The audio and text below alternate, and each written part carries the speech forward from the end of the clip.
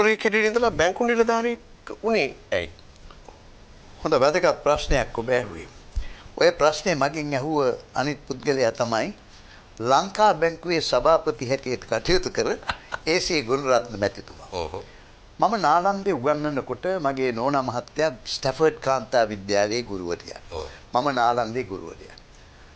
කැලුම් විශ්වාස කරනවාද මගේ උපාධිධාරී ගුරුවරයෙක් හැටියට මට ලැබුණු පඩිය රුපියල් 800යි. ඒ කාලේ. මගේ නෝනා මහත්තයාට ලැබුණා ඒ වගේම පඩියක්.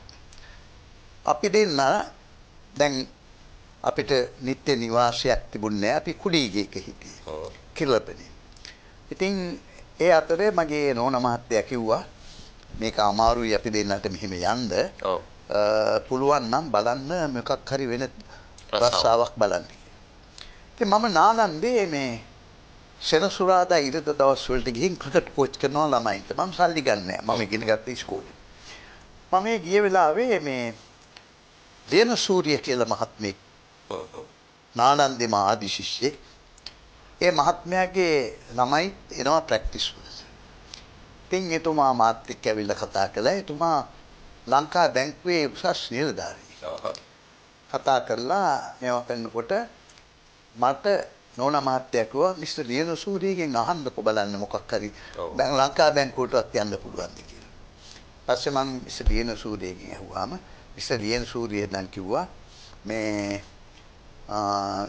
ඇයි මිස්ටර් පාසින් ආස්වෙන් හදන්නේ ඔයා මේ නාලන්ද දැන් ප්‍රිෆෙක්ට් ඔෆ් ගේම්ස් තව ටික කාලයක් යනකොට සහකාර විදුහල්පති වෙනවා සමහරට නාලන්දේ විදුහල්පති වෙයි ඊට පස්සේ ආනන්දේ විදුහල්පති වෙයි රොයල් විදුහල්පති. ඔහොම මට එයා විස්තර කියලා කිව්වා ඔයා එන්න එපා බැංකුවට වැඩක් නැහැ මොකද හේතුව කියලා. ඒකම මම කිව්වා සර් මේකයි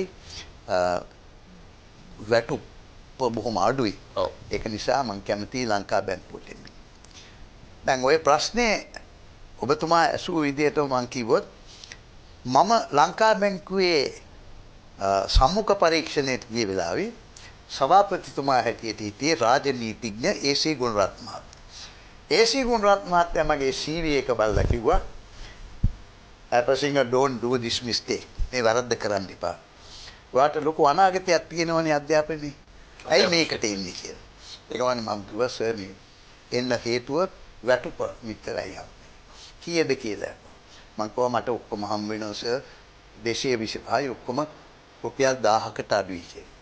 මට අද වගේ මතකයි. එතන හිටියා මානව සම්පත් කළමනාකරු හැටියට ඩොනල්ඩ් පෙරේරා මහත්මයාත් සාමාන්‍ය අධිකාරී සිද්ධි සිරිමාන මහත්මයාත් සභාපති ඒ.සී. ගුණරත්න මහත්මයා. ඩොනල්ඩ් පෙරේරා මහත්තයා එකපාරටම කිව්වා sir our lavatory coolie is getting 1500. අපේ කප්කුස්සි සෝදන ඒ මහත්තයාටත් හම්බ වෙනවා රුපියල් 1500. ඒක වුණා මම hina වෙලා කිව්වා සර් දැන් තේනවනේ කියලා ඉස්සෙල්ලා මම කිව්වා මේ මට පඩිය මෙච්චරයි කියලා කිව්වා.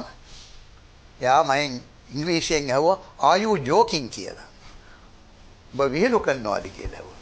ඒක මම කිව්වා සර් විහිළු නෙමෙයි මෙන්න මගේ salary slip එක කියලා මම දුන්නාම එයා ඔළුවේ අත ගහගෙන කිව්වා දැන් ඔයා පුදුම වුණානේ මේ වැටුප. එයා එකපාරටම කිව්වා I said Donald can you believe a teacher is getting. එයා ඒ වෙලාවේ කිව්වා our lavatory coolie is getting 1500. ඒක නිසා තමයි මම ලංකා බැංකුවට ගියේ.